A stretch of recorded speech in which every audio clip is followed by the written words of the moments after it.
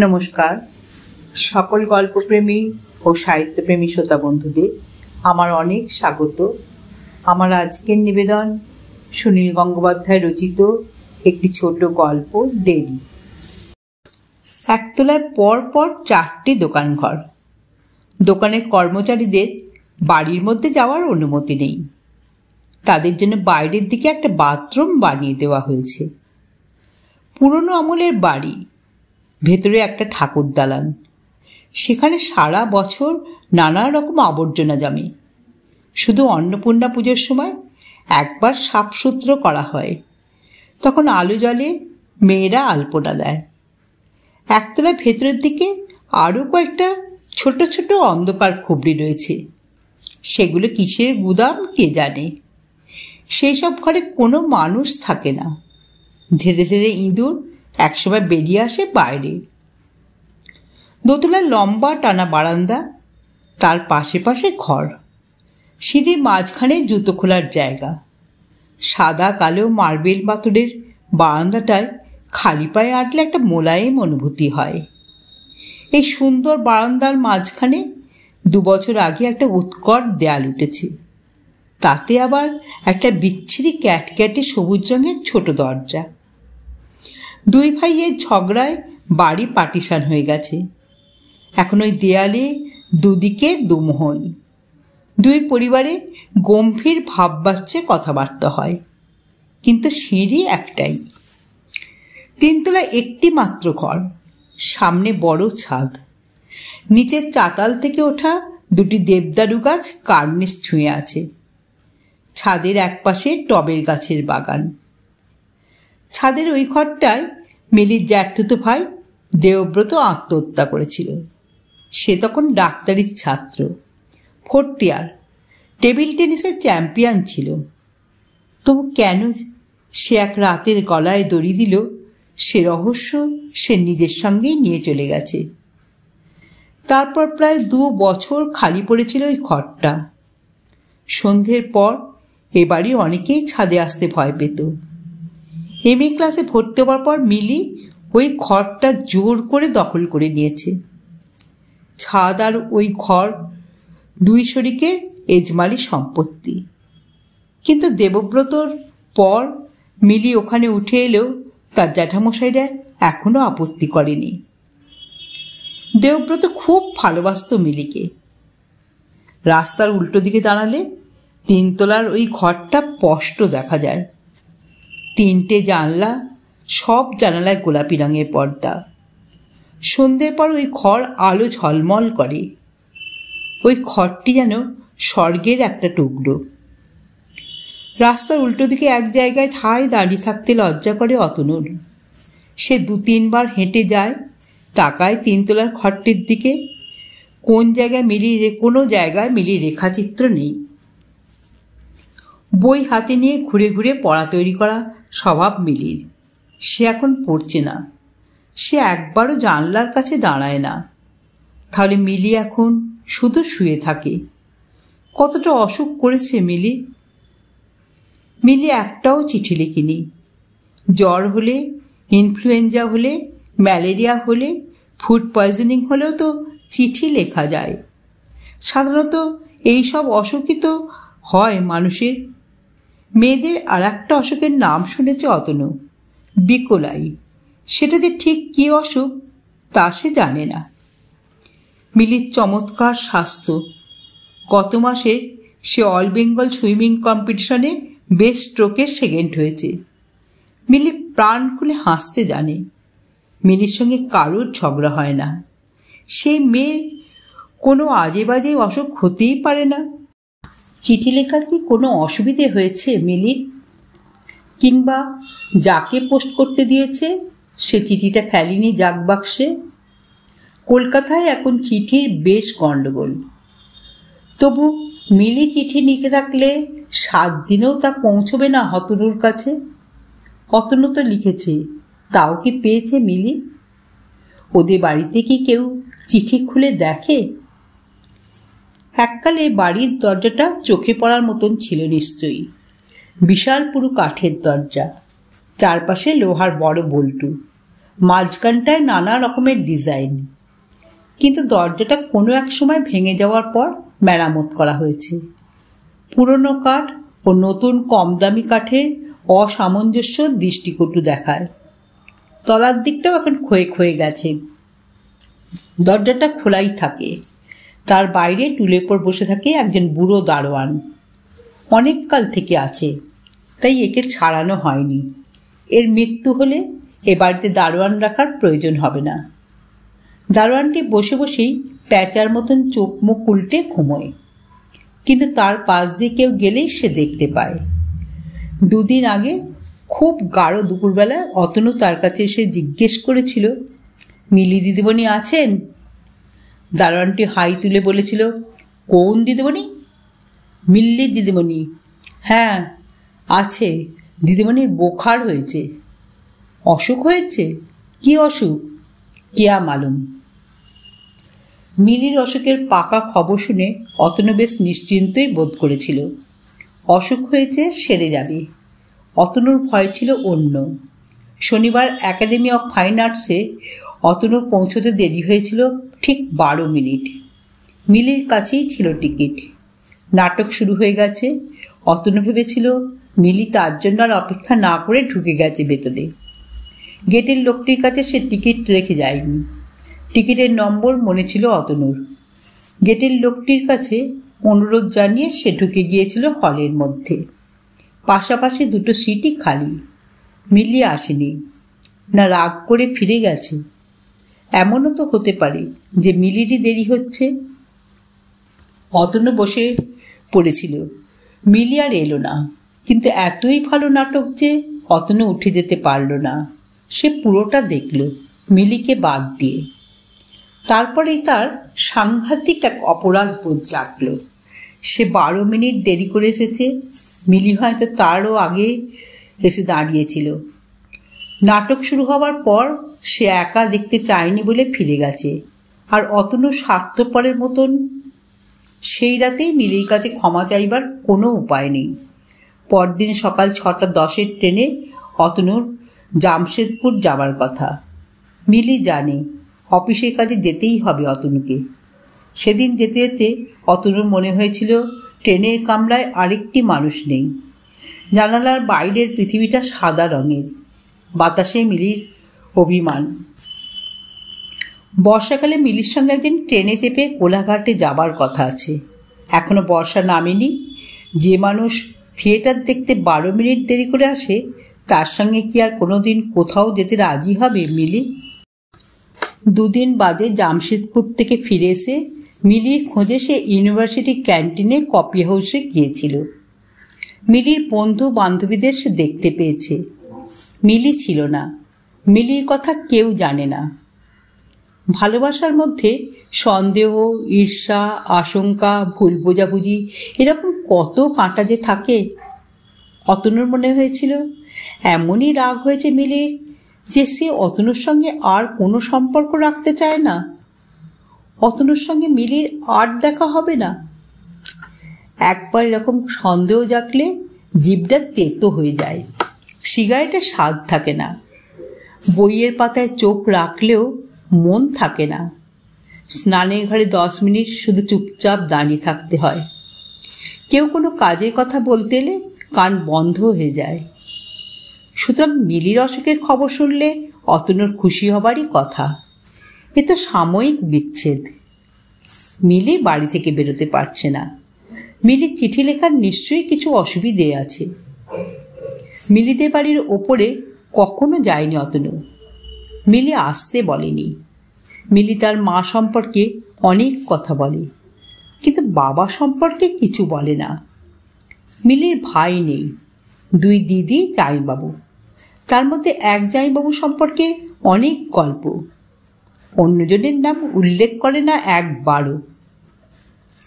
এই সব কিছুর মধ্যে একটা অজানা গল্প আছে নিশ্চিত। তার এক জ্যাঠতো বোন সব সময় হিংসে করে তাকে। জ্যাঠামশাই একসময় খুব ভালোবাসতেন মিলিকে, কিন্তু দেবব্রতর মৃত্যুর পর তিনি আর কারোর সঙ্গে কথা বলেন না। বাড়ি পার্টিশন হয়েছে জ্যাঠামার উদ্যোগে। মিলির কাছে যেতে হবে, মিলির কাছে যেতে হবে। এটা এমন আর কি কঠিন ব্যাপার, ওই বুড়ো দরওয়ানের কাছে কিংবা ও বাড়ির যে কোনো লোকের কাছে গিয়ে বললেই তো হয়, আমি মিলির বন্ধু, আমি একবার মিলির সঙ্গে দেখা করতে চাই। নিশ্চয়ই তাতে কেউ আপত্তি করবে না। কিন্তু এমন একটা সহজ কাজও অতনু সেনগুপ্তের পক্ষে দুঃসাধ্যতম। রাজুকও তত পৃথিবী থেকে উঠে গেছে। একটা 24 বছরের যুবক, পড়াশোনা শেষ করে সদ্য চাকুরিতে ঢুকেছে। কত লোকের সঙ্গে তাকে মিশতে হয়। তার কি লাজুক হলে চলে? যে কেউ শুনে হাসবে। মিলির অসুখ হয়েছে, অতনু তার সঙ্গে একবার দেখা করতে যাবে, এর মধ্যে অস্বাভাবিক কি আছে? আমি মিলির বন্ধু, আমি একবার মিলির সঙ্গে দেখা করতে চাই, এই কথাটা মুখ ফুটে বলার মতো সাহস কিছুতেই মনে আনতে পারে না অতনু। মিলি তার বাড়ির কারোর সঙ্গে পর্যন্ত পরিচয় করিয়ে দেয়নি। যদি কেউ অতনুকে দেখে ভুরু কুঁচকোয়, যদি বুড়ো দারোয়ানটি হুকুম নেহি। যারা কোনো রকম প্রত্যাখ্যান সহ্য করতে পারে না তারাই তো লাজুক হয় বেশি। অতনুর যদি হঠাৎ অসুখ হতো তাহলে মিলি নিশ্চিত তাদের বাড়ি দেখা করতে যেত। অতনু 3 তলার ঘরে থাকে। কারুকে কিছু না বলে মিলি সোজা উঠে যেত 3 তলায়। মিলি মাঝে মাঝে অতনুকে বলে, আমার বদলে তোমারই মেয়ে হওয়া উচিত ছিল। মিলি একথাও বলে, পুরুষ মানুষের লজ্জা দেখতে আমার ভালো লাগে। চারিদিকে এত সব নির্লজ্জ বেহায়াদের ভিড়। থিয়েটার দেখার দিন অতনুর 12 মিনিট দেরি করেছিল, আর এখন সে 7 দিন দেরি করে ফেলেছে। মিলি নিশ্চয়ই প্রত্যেক বেলায় ভাবছে, এই অতনু এলো, এই অতনু এলো। মিলিদের বাড়ি বড় রাস্তার ওপরে, পাশ দিয়ে একটা গলি। সেই গলি দিয়ে গেলে পেছনে একটা খেলার মাঠ। এখান থেকেও মিলিদের বাড়ির ছাদ দেখতে পাওয়া যায়। দুটি সতৃষ্ণ চোখ সেই ছাদের দিকে চেয়ে থাকে। সেখানে মিলির কোনো চিহ্ন নেই। ছাদ থেকে দুটি মোটা মোটা জলের পাইপ নেমেছে, তাতে কাঁটা তার জড়ানো। কারু কাছ থেকে অনুমতি চাওয়ার বদলে সন্ধ্যের পর ওই পাইপ বেয়ে ওঠা অতনুর পক্ষে সহজ। যা সহজ তাও করা যায় না সব সময়। মিলি জিজ্ঞেস করবে, তুমি কি করে এলে? অতনু উত্তর দেবে, আমি পাইপ বেয়ে উঠেছি। যাহ, সে কি হিন্দি সিনেমার নায়ক নাকি? মিলির কাছে যেতে হবে, দেরি হয়ে যাচ্ছে। মিলির কাছে একবার যেতে হবে। অফিস থেকে দুপুরবেলা বেরিয়ে একবার এই রাস্তা দিয়ে ঘুরে যায় অতনু। দারোয়ানের টুলটা খালি, সে কোথায় যেন গেছে। কোনো চিন্তা না করে অতনু ঢুকে পড়ল ভেতরে। 1 তলা বারান্দাটা অন্ধকার মতো আর ঠান্ডা। ওপর থেকে একটা পাখির বাসা ভেঙে পড়েছে। কিচিরমিচির করছে এক ঝাঁক চড়ুই পাখি। গোটা বাড়িতে আর কোনো শব্দ নেই। অতনু জানে সকাল 9টা-10টায় কিংবা বিকেল 5টা-6টায় এরকমভাবে ঢুকে পড়লেও খুব বিসদৃশ্য দেখাতো না। ওই রকম সময় লোকে দেখা করতে আসে। কিন্তু এখন দুপুর 2:45। এখন হঠাৎ কেউ তাকে দেখে ফেললে চোর ভাবতে পারে। আমি মিলির বন্ধু, একথা শুনলেও ভাববে বন্ধু নয়, লম্পট। কিন্তু সকালে বা বিকালের ভদ্র সময়ে অতনু আসতে পারে না। তখন মিলির ঘরে নিশ্চয়ই অনেক লোক থাকবে। তাদের সামনে অতনু একটা কথাও বলতে পারবে না। সে পারে না। মিলির অন্য বন্ধুদের সামনেও সে সহজ হতে পারে না। অতনু সেনগুপ্ত এই রকম, তো কি করা যাবে? ঠাকুরদানের পাশ দিয়ে সিঁড়ি, সিঁড়ির মাঝখানে একটা দরজা। দুপুরবেলা ওরা এই দরজাটা বন্ধ করে রাখে। বুড়ো দারোয়ানকে বিশ্বাস নেই। তাহলে অতনুকে ফিরতে হবে। বন্ধ দরজা খোলার জন্য সে তো কারুকে ডাকাডাকি করতে পারবে না। অতনু তক্ষুনি ফিরে না গিয়ে ঠাকুরদানের মধ্যে ঢুকে দাঁড়িয়ে রইল। যদি কেউ সিঁড়ির দরজা খুলে নেমে আসে, এখানে লুকোবার অনেক জায়গা আছে। মিলিদের বাড়ির মধ্যে এসেছে, তার মানেই যেন মিলির অনেকটা কাছাকাছি এসেছে সে। কিছুক্ষণের মধ্যেও কেউ নেমে এলো না। এমনও তো হতে পারে সিঁড়ির ওই দরজাটা শুধু ভেজানো, আজ কেউ বন্ধ করতে ভুলে গেছে। একবার দেখতে দোষ কি? পা টিপে সে সিঁড়ি দিয়ে উঠল, আস্তে ঠেলল দরজাটা। সত্যি সেটা খোলা। এই দরজার পাশে অনেক জুতো, দেয়ালে জুতোর র্যাক। অতনু শু খুলল, মোজা পরা রইল পায়ে, এতে পায়ের আওয়াজ কম হবে। চোরেরা কি পায়ে মোজা পরে আসে? প্রথম মহলটা মিলির জ্যাঠামশাইদের, অতনু তা জানে। কে আসছে যাচ্ছে ওরা কি নজর রাখেন? যদি কেউ জিজ্ঞেস করে কে, অতনু কি উত্তর দেবে? পিছন ফিরে দৌড়ে পালাবে? সিঁড়ির মুখটা বেশ কয়েক মুহূর্ত স্থির হয়ে দাঁড়িয়ে রইল অতনু। তার বুকের মধ্যে একটা ইঞ্জিন চলছে, কিন্তু তার উপায় নেই, সে আর ফিরে যেতে পারবে না। এখানে কোথাও পায়রার বাসা আছে, শোনা যাচ্ছে শুধু পায়রাদের ছটপটানি, মৃদু বকম বকম, মানুষের পায়ের শব্দ নেই। অতনু নিজের মনে মনে দুবার বলল, আমি অতনু সেনগুপ্ত, আমি চোর নই, আমি খারাপ লোক নই, আমায় ভুল বুঝবেন না। তারপর সে আস্তেও নয় জোরেও নয় স্বাভাবিকভাবে হাঁটতে লাগলো সাদা কালো বারান্দার দিকে। একটা ঘরে মানুষের গলার আওয়াজ শোনা যাচ্ছে, এক কিশোরী ও এক পুরুষ, কিন্তু তারা বারান্দার দিকে চেয়ে নেই। ওরা যদি বেরিয়ে আসে, অতনু বলবে আমি ডাক্তার। ডাক্তাররা অসময়ে আসতে পারে, তারা ঘোর দুপুরে আসে, তারা মাঝরাতে আসে। মনে মনে এইরকম কৈফিয়ত তৈরি করা অতনুর পক্ষে সহজ। কেউ বেরিয়ে এলো না। দুই মহলের মাঝখানে দেওয়াল ও সবুজ দরজা। এই দরজা বন্ধ থাকবে নিঘাত।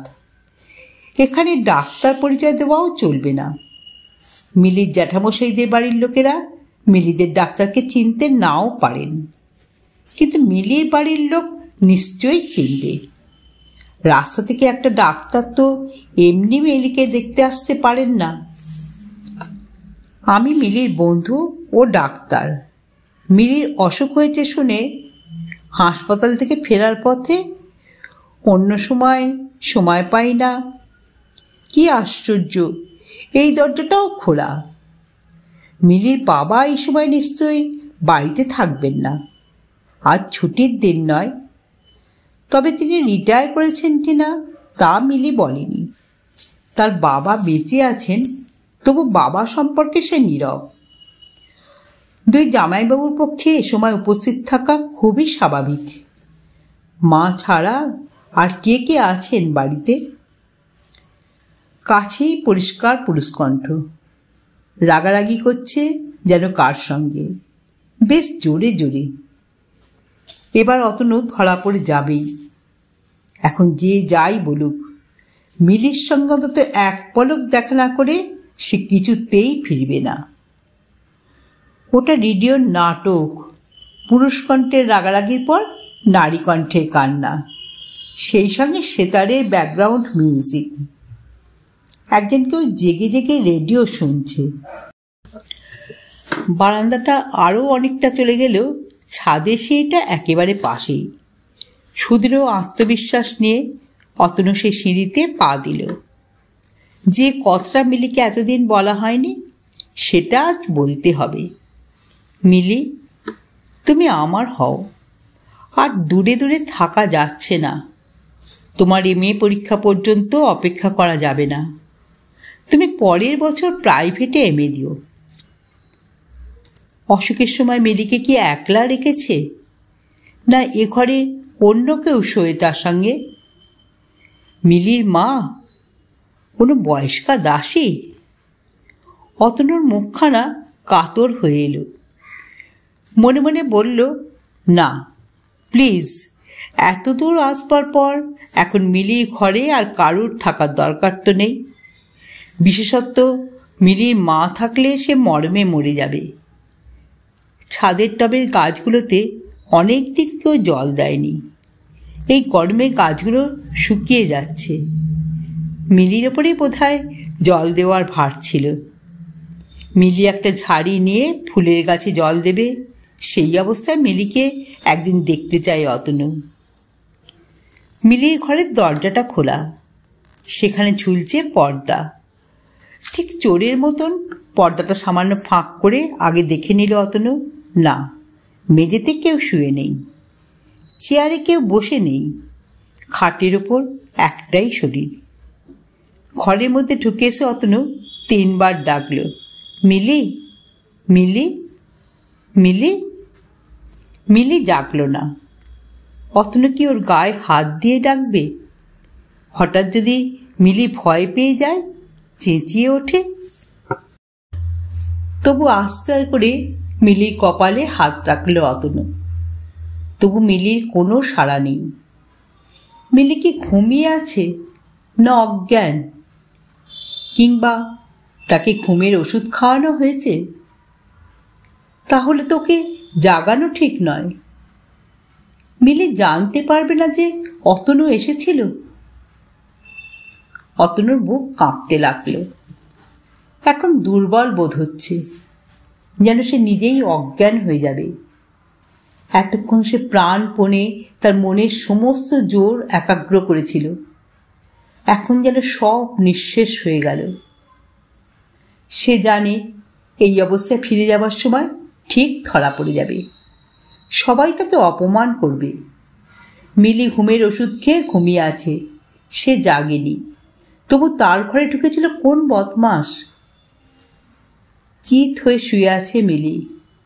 বালিশে ছড়ানো তার গুচ্ছ চুল, হলুদ রঙের শাড়ি পরা, একটু একটু কাঁপছে তার বুক।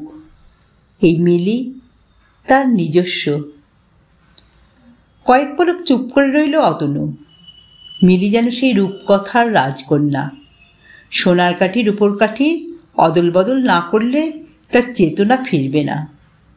কোথায় সেই সোনার কাঠি রূপোর কাঠি? মিলির মাথার কাছে ছোট টেবিলে টিকটিক করছে একটি ঘড়ি। অতটা ঘড়িটা তুলে নিয়ে মিলির পায়ের কাছে রাখল। কিছুই হলো না। মিলির পায়ের কাছে একটা জাপানি হাত পাকা, খুব সম্ভবত লোডশেডিংয়ের জন্য। সেটা তুলে নিয়ে অতনু রাখল মিলির মাথার কাছে। আর কিছু নেই। মেঝেতে পড়ে আছে একটা বই। ঘুমোবার আগে মিলি পড়ছিল নিশ্চয়ই। বইটা তুলে নিয়ে দেখল অতনু রাইনের মারিয়া রিলকের কবিতা সংগ্রহ। মিলির খুব প্রিয় কবি। বইটা বন্ধ করে সে মিলির বুকের কাছে রাখল। সঙ্গে সঙ্গে মিলি চোখ মেলল।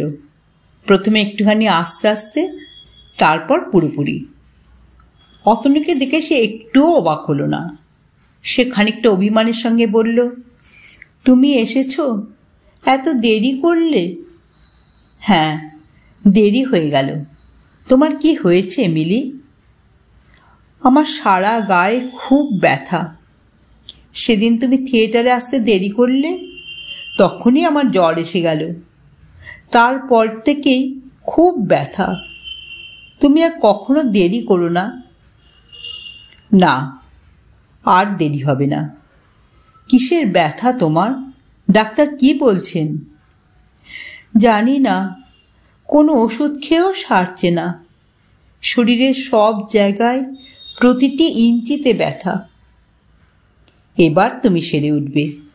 আমি আর দেরি করব না। তোমার শরীরে 7 লক্ষ চুমু খাবো, প্রতিটি ইঞ্চিতে। তাহলে সব ব্যথা কমে যাবে। অতনুর চোখের দিকে এক দৃষ্টিতে চেয়ে মিলি হেসে বলল, তুমি পারবে? দাও, আমার ব্যথা কমিয়ে দাও। অতনু মিলির পায়ের কাছে হাঁটু গেড়ে বসে পড়ে তার পায়ের পাতার উপর থেকে শাড়ি সরিয়ে দিয়ে বলল, এইখান থেকে শুরু করি।